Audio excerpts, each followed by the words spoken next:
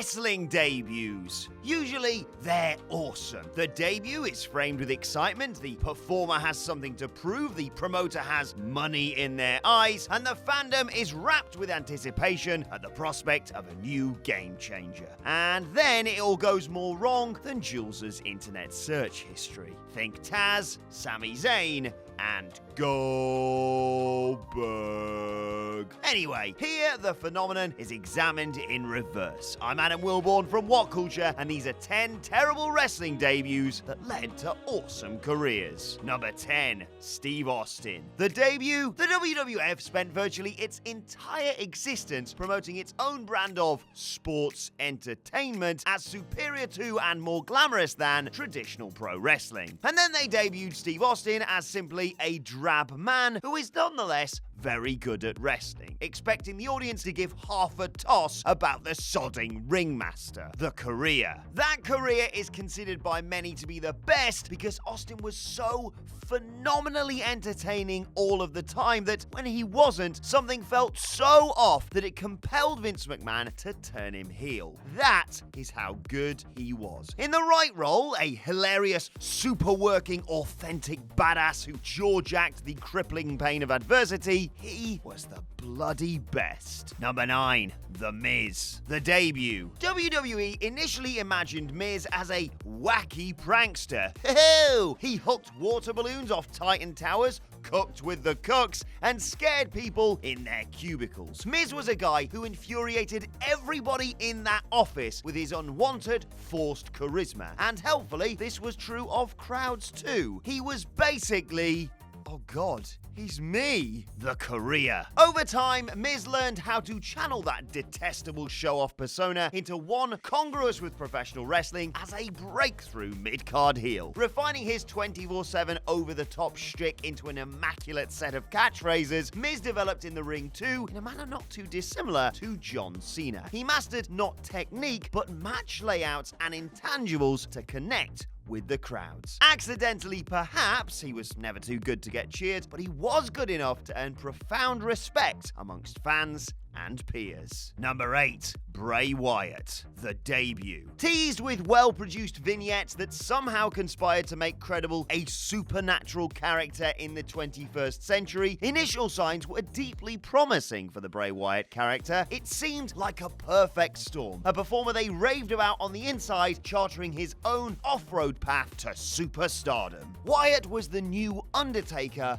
in broad daylight, surfacing from the depths of a Louisiana swamp. That was until he relied upon his henchmen to put out a fire with the same blanket that you or I could use in his shockingly normal, boring, and damaging SummerSlam 2013 match with Kane. You ruin everything. The career. From April to September is a Hulk Hogan run by 2019 standards, so while charitable, awesome is about right. The Fiend is a revelation, a burst of unsettling creativity in primary colors and blackest black alike. A color scheme that mirrors the absurdly diverse tone Bray Wyatt's rebirth brings. Horror, comedy, dance, meta in-jokes, and at long last, credibility. Just don't mention Hell in a Cell. Oh, and everything that came after it. Number 7, Batista. The debut?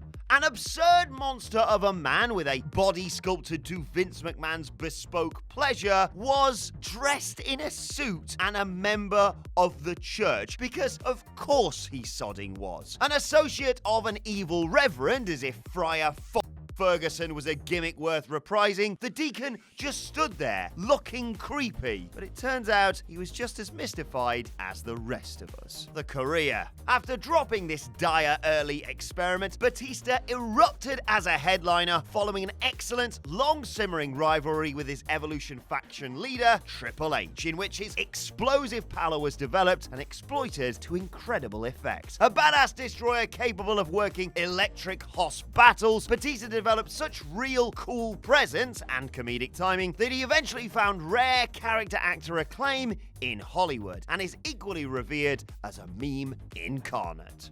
Give me what I want! Number 6, Kofi Kingston, the debut.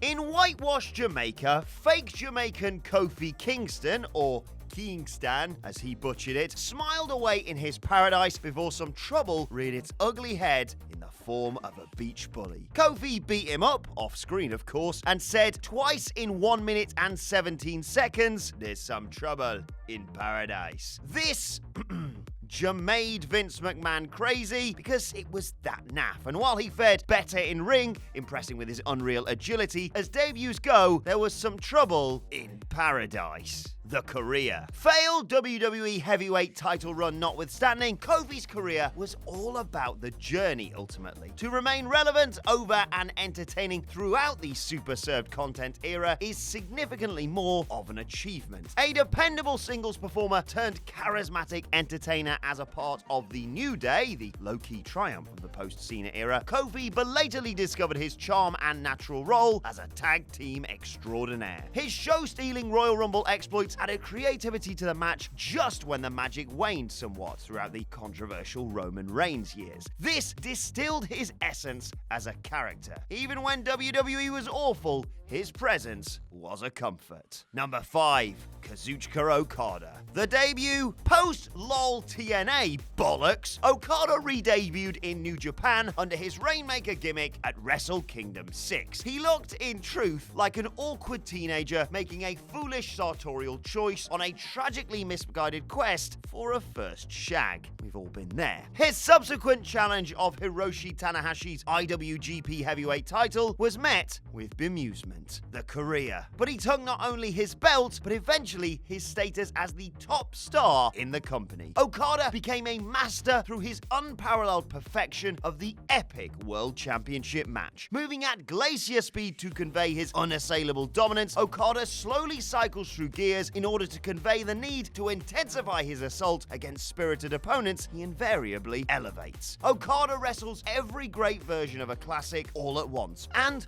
one enriches the other. The slow pace erupts into frantic, desperate drama in such a way that it feels every time like his number is up. From 5 disastrous minutes in January 2012, the last 5 minutes of the best Okada matches are now the greatest ever wrestled. And yes, you guessed it, Michael Sidgwick did write this list.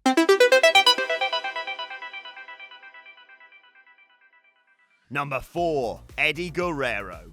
The debut. After a shocking, thrilling first appearance on Raw alongside his Radicals defectors, Eddie Guerrero suffered a freak accident elbow injury on the following episode of SmackDown. Ironically, the episode was built as a metal test for the faction. A panicked Guerrero failed by calling an abrupt and revealing finish, one that contradicted what was planned on the fly. The career. Management, though, detected his rogue charm very quickly. He was paired with Chyna in a dynamic that allowed him to get over and develop his personality, even if he entered his best in-ring performances after his second debut. Guerrero's WWE Heavyweight title win was framed, for the benefit of the story, as the impossible, something that was thought simply couldn't happen. But he was born for the character-driven WWE main event, with his magnetic and distinct brand of charisma and ability to project himself to the audience. Guerrero became as good a sports entertainer as he was a pro wrestler. Number 3.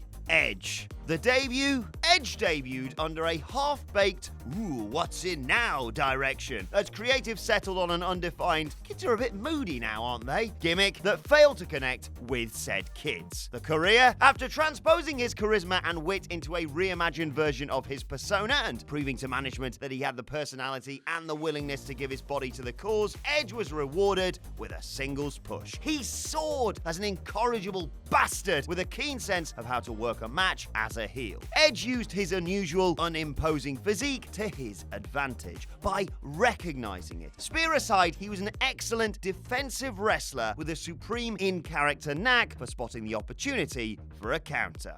Oh, and he was a top shagger too. Number 2. The Big Show. The debut? McMahon was desperate for Big Show's signature because, well, just look at the bloody size of him. In quite incredible farce, though, Paul White debuted in the WWF as the world's largest idiot. He was Mr. McMahon's insurance policy in his St. Valentine's Day Massacre steel cage match against Steve Austin. He emerged from underneath the ring, in a great visual to be fair, before sending Austin through the cage door, securing victory for the wrong man.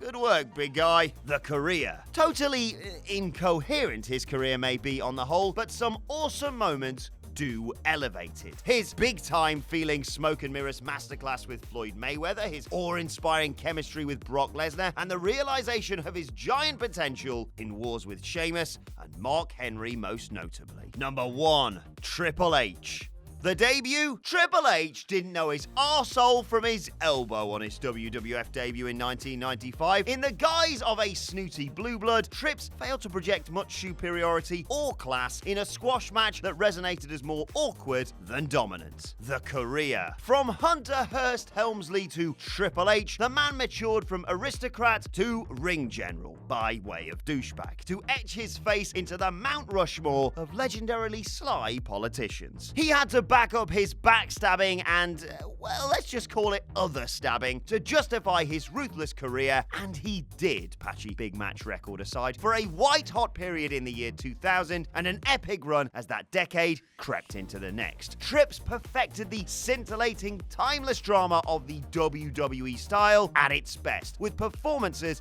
of expert timing and just the right tone of melodrama. And that's our list. Did we miss any out? Let us know in the comment section below, and don't forget to like, share, and subscribe. And subscribe to What Culture Wrestling on either iTunes, Spotify, or wherever you get your podcasts from for daily wrestling podcasts. Plus, you can check out other videos here. Thanks for watching. I've been Adam from What Culture, and I'll see you soon.